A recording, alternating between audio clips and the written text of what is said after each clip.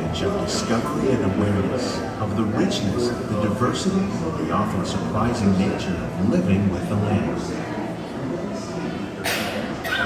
Our journey begins as dramatic and sudden changes are sweeping over the land. The approaching storm may seem violent and destructive to us, but to nature, it's a new beginning in the cycle of life.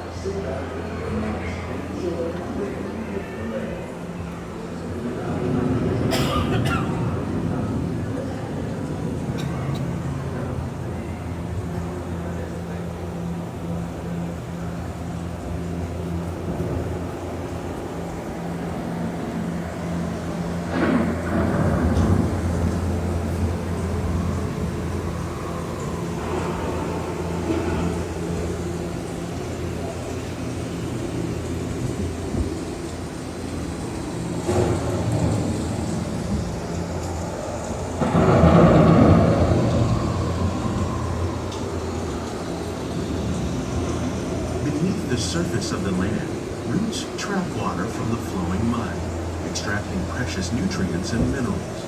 These elements, when combined with sunlight, create the diverse living systems of our planet.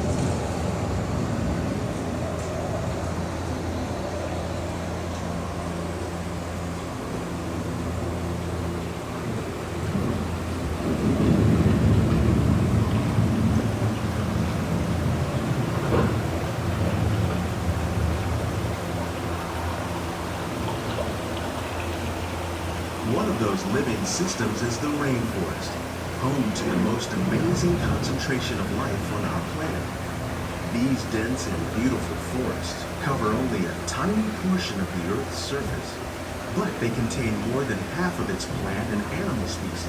Rainforests are also extremely rich and productive living systems, providing us with oxygen, food, medicines, and other elements essential to our lives.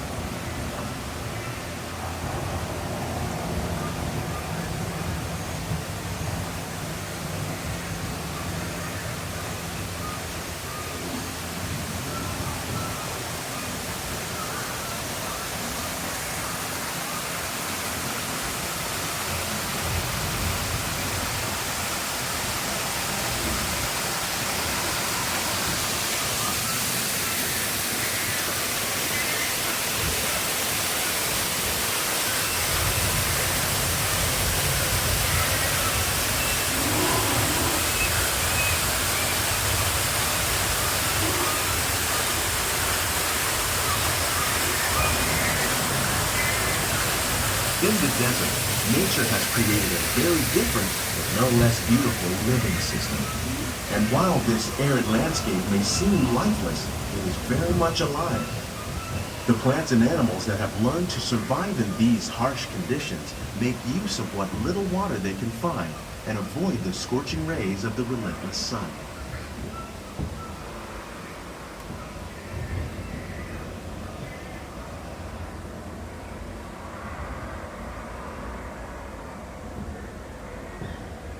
The American prairie once appeared as desolate as the desert, but over time, rainwater and nutrients gradually penetrated the hard surface of this land.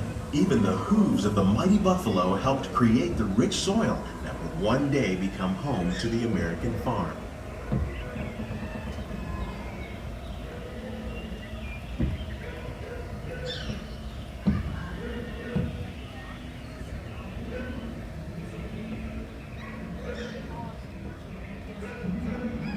Of all the forces at work on the land, humans have had one of the most profound effects. The need to produce food for a growing world led to the enormous use and sometimes overuse of the land. In our search for more efficient ways to grow food, we often fail to realize the impact of our methods.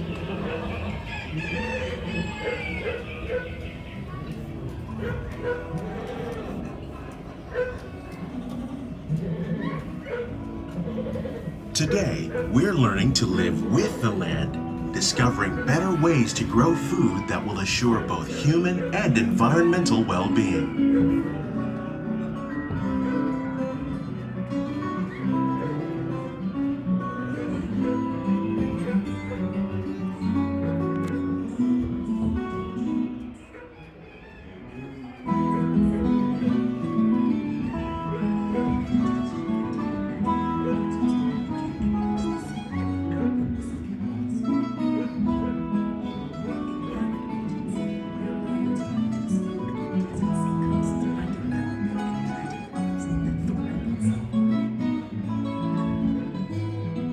By mixing leaves and other living materials into our soil, we can make farmland more fertile without the need for chemicals.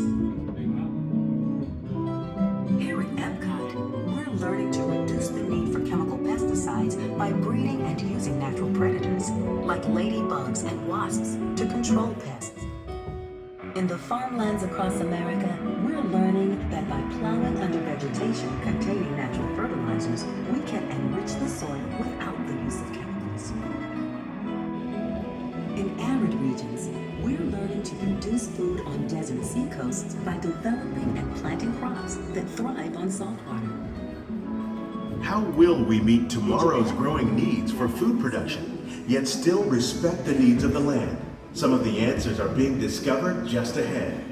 To help us maintain these carefully controlled ecosystems, and for your safety, please remain seated in your boat at all times.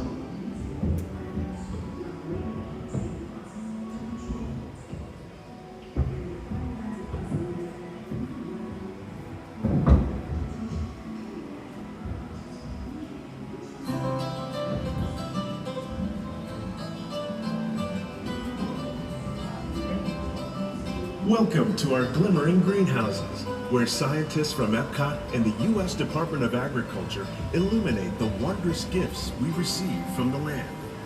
Join us as we ring in the most bountiful time of the year.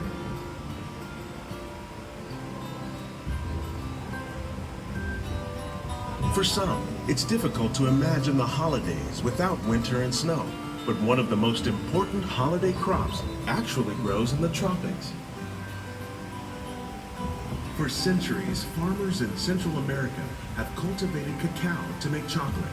In fact, cacao is chocolate's main ingredient. Today, people around the world are able to enjoy a variety of sweets and keep warm with a cup of hot cocoa, thanks to this tropical plant.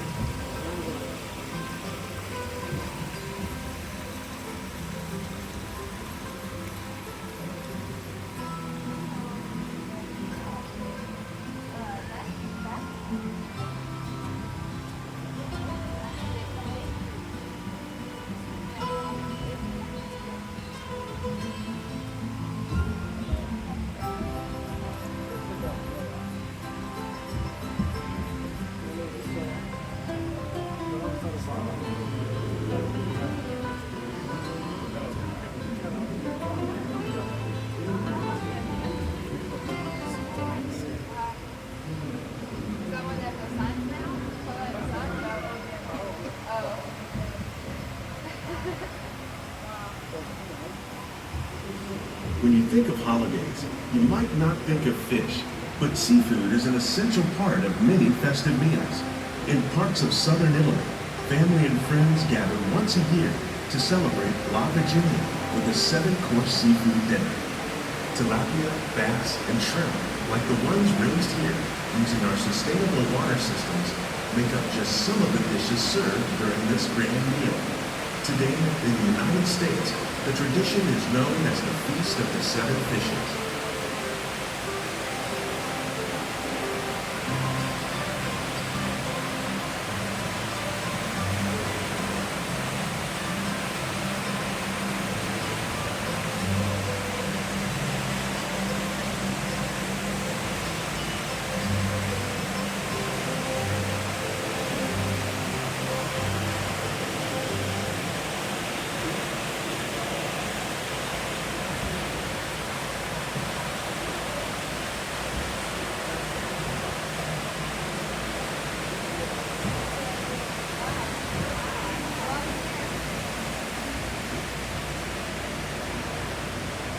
Citrus, like the oranges grown here, are common in Florida, but in northern Europe, where fresh fruit is rare in winter, they're much harder to find, making them an extra special stocking stuffer. During Chinese New Year, these vibrant fruits are given as gifts of good fortune.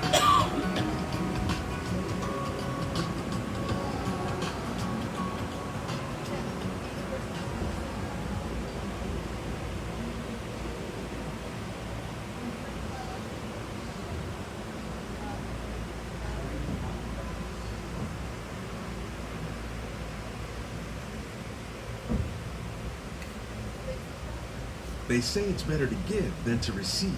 And in this greenhouse, we're celebrating the holidays by giving back to the land using innovative farming techniques.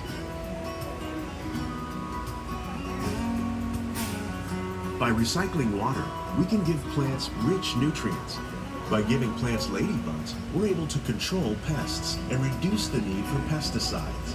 And by growing ground plants vertically, we give them better protection from disease.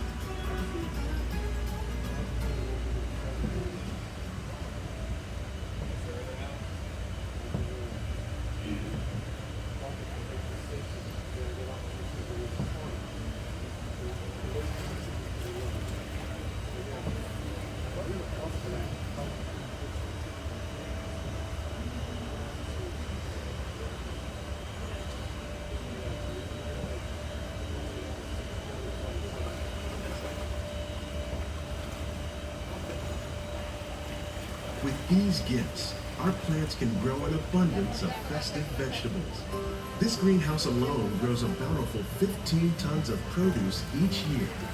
When we give more, we receive more, making the most of the land's green gifts.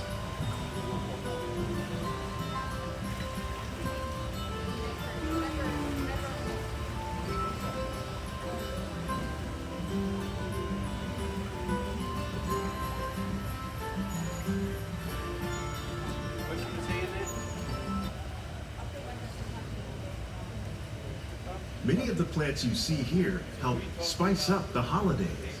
The bark of cinnamon trees, like the one growing beside you, is used to make cinnamon sticks. Do you like eggnog? You can thank nutmeg for its signature taste. Other spices, like ginger and vanilla, add flavor to a variety of holiday cookies, cakes, and other delights. By cultivating these festive plants with care and good cheer, Epcot scientists are able to celebrate the holidays with the land's many gifts.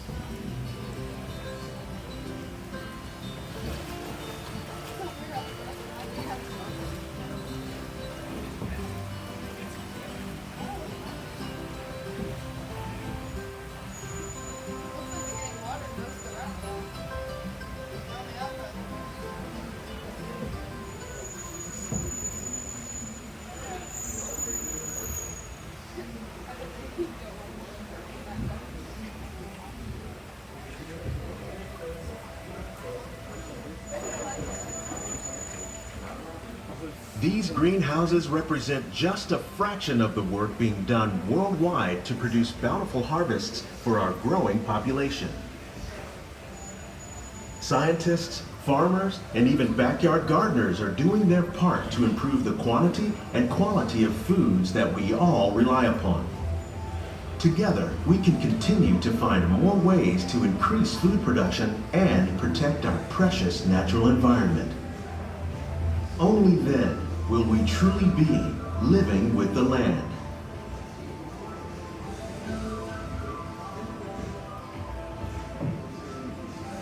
On behalf of Walt Disney World, we hope you've enjoyed this unique journey through our living laboratories.